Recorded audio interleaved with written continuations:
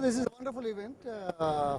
As a matter of fact, in the earlier, everybody was looking towards Atlanta for this kind of equipment manufacturers and better methods of poultry farming and things like that. But now we don't need to. Hyderabad has become the most happening place, and today about 23 countries are representing, I believe. So as a matter of fact, this is the area of the highest employment generation for the least capital invested, and that too rural oriented. That is the reason why I was more attracted towards this, and we are doing well. As a matter of fact, India has a long way to go.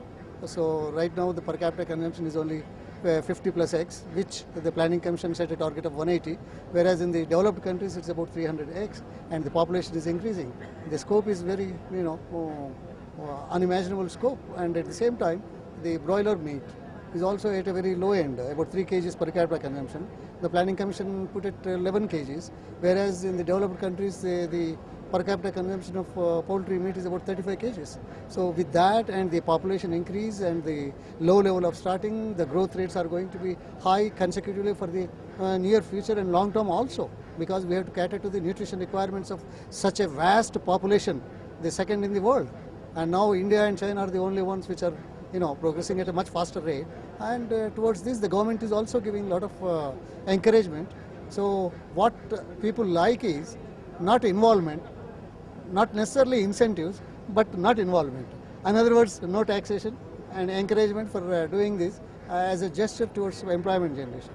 For example, the state government is spending 777 crores for giving training for youth to get employment. Whereas here, we don't give anything, but they are creating employment.